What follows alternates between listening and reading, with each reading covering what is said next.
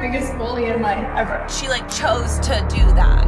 She wanted that attention. On TV, Kendall was always painted as the relatable one, the chill, grounded sister that doesn't care about fame, who worked hard to earn a career outside the chaos of her family. But behind the scenes, she has an entirely different reputation. From mistreating employees and throwing money in their faces to kicking patrons out of restaurants so she can dine alone. It's clear Kendall feels a sense of superiority to those around her. And it likely stems from her enormously successful career as a Nepo baby. Because when you've never had to work for anything, it's easy to look down on people who do. This is the story of how Kendall Jenner put in almost no effort, acted annoyed the entire time, barely even tried, and still became the highest paid supermodel in the world. Kendall, you've been a rude person for years. Years. Before we focus on her modeling career, let's delve into why Kendall has a reputation for being a mean girl. Kendall's reputation behind the scenes is far from the normal girl image she sold for years, and the clips and stories that have emerged over time paint a completely different picture. One of the first red flags comes from inside her own family. On the show, Jordyn Woods, Kylie Jenner's ex-best friend, admitted she was scared of Kendall because of how she treated Kylie. It's funny, I was scared of Kendall for the first 2 years I was friends with Kylie, because they did not get along. In a separate clip, Kylie herself tells Kendall that she's her, quote, biggest bully ever. You're my biggest bully in my ever. Because you're my sister. And it's not hard to see why. Kendall has a history of mocking her sisters, especially Kylie. She's even been caught on camera shading Kylie's lips and cosmetic procedures despite clearly having procedures done herself. When Kylie's lip kit business was dominating the beauty industry, Kendall undercut her success with backhanded comments like, "I'm not really into makeup like you are." You're super into makeup, and I'm obviously not as into makeup as you. I felt like you were bonding more with Kylie because she's into makeup and stuff, and I'm totally not. This attitude extends beyond family. In an interview with People magazine, Kendall said, "Our family makeup artists are scared of me sometimes." And apparently, it's not just makeup artists who felt the wrath of Kendall. I've had so many run-ins with this woman. I lived in West Hollywood the same time she was living in West Hollywood, and let me tell you, I saw her everywhere. This girl frequented the places I was frequenting, and we had many an interaction. I'm gonna be honest, most of the interactions were not positive. A woman on TikTok who claimed to frequent the same restaurants and events as Kendall said, quote, "Some celebrities in LA try to blend in. Others make everyone else's life difficult." This girl was constantly making my life difficult, whether it was cutting the lines at the coffee shops or shutting down full establishments because she wanted to be there even though other people were already eating. Her most shocking story took place at a nightclub at a friend's birthday party. The group had purchased a table near the DJ, but allegedly once Kendall arrived, she decided she deserved the table more than the paying customers and kicked them out. We got put in a table next to hers, and we're taking pictures of the birthday party happening, and her security came up and started ripping phones out of people's hands because she wasn't 21 yet. Kendall seems to be used to getting her way, and not just socially. She once bragged on the Ellen DeGeneres show about how many speeding tickets she's gotten, and how she always gets out of them by dropping her family name. The cops would always be like, "Oh my God, I love your dad. I grew up watching your dad," or saw him at coffee this morning, so I would most of the time get out of. So how many speeding tickets do you have? I don't know. Do people I don't think I've ever the fact that you don't know says you've gotten a lot. I've gotten a few. She's also been repeatedly photographed parking in handicap spots. Kendall, a lot of people are upset you're parking in the handicap spot. What do you say to people that are kind of upset about this? Only stopping after being called out for it multiple times just to begin parking in the fire lane instead. Hey Kendall, what made you decide not to park in the handicap spot? When she's reminded that the rules do apply to her, she doesn't take it well, at the Metropolitan Museum of Art. She was caught on video stepping over the rope at the entrance instead of walking through the queue like everyone else, and was immediately scolded by a museum employee. In 2014, a story went viral involving a server who claimed Kendall and Hailey Bieber left a restaurant without paying after being denied alcohol due to being underage. When staff followed them outside and asked them to pay for their meal, Kendall allegedly threw $20 bills at the server and walked away laughing. Other restaurant workers have described similar experiences.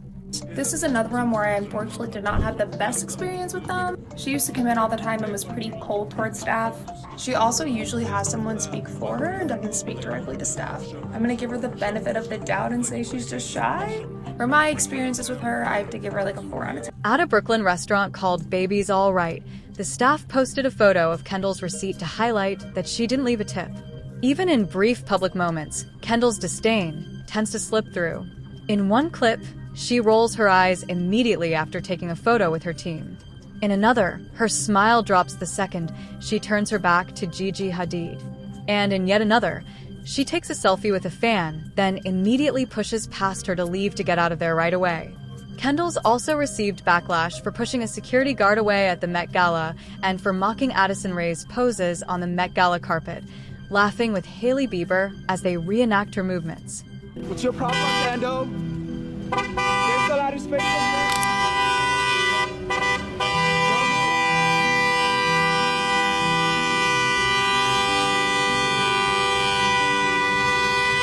Eventually pulling around him just to continue honking and tailgating the other car in front of her.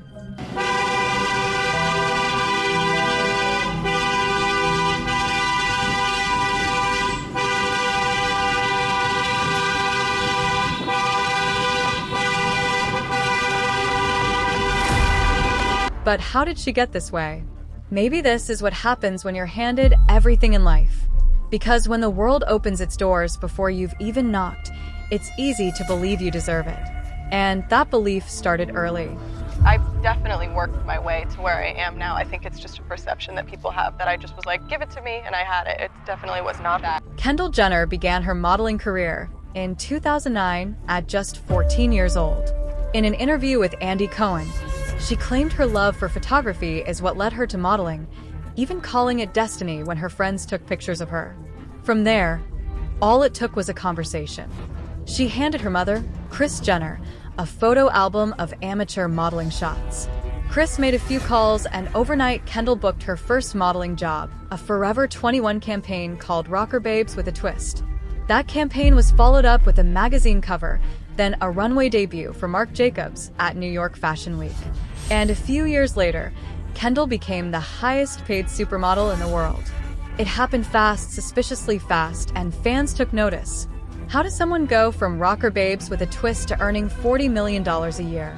As nepotism rumors swirled, Kendall doubled down, telling Andy Cohen she was self-made, claiming she even removed her name from comp cards.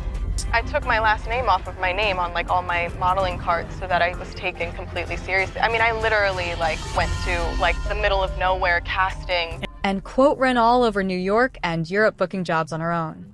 You know, everyone around me, whether it's friends or family, knows how hard I worked. I went to every single casting and ran all over not only New York City, but all over Europe trying to, you know, get a job. But later in this interview, she contradicts herself, admitting that Kris was the one who made her modeling career happen.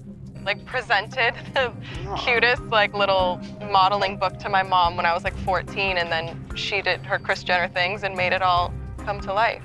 And Kris doesn't exactly try to hide that either.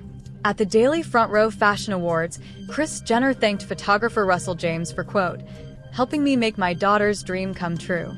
You just have really changed my daughter's life. Thank you for helping me make her dream come true. This wasn't the story of a girl chasing her dream. It was the story of a dream handed over. Kendall tries to paint a picture of a hungry, hardworking newcomer, but that image falls apart immediately once you actually look at her life. Have you ever done a chore before in your life? No. You need to do something. No. It's not cute to be a And when her family tried to help, Kendall couldn't even pretend to take it seriously. In one episode, Kim hires a professional runway trainer to teach her how to walk, but Kendall checks out halfway through, shrugging and storming off while saying that she's bored and wants to go home. How many times do I have to do it? Head up. No. Seriously, please. I start getting a little silly because I'm getting bored and I just kind of want to be done. Where are you going? Where are you going? Here. Kim, I really don't want to be here right now. Kendall has never pretended that fashion was her passion. On the show, She openly admitted she was more interested in sports, and that if she weren't a model, she would be an Olympian. I think I'd probably be in the Olympics or going to the Olympics for horseback riding. I did this blood test. They told me that I'm super athletic and that I'm built for this. But I'm athletic too. Are you though? I'm literally built as an athlete. Every blood test I've ever done has said that I am like over the normal limit of athleticness. It was this mix of nepotism and indifference towards the fashion industry that landed her in hot water after she took a shot at working models in an interview with Love magazine, where she said, "Since the beginning, we've been super selective about what shows I would do. I was never one of those girls who would do like 30 shows a season or whatever those girls do." This quote was supposed to sound exclusive or elite, but to most people in the industry, it sounded entitled and disconnected. Kendall was bragging about being able to turn down jobs, while the models she was mocking were grinding to survive. For Kendall, modeling is cosplay.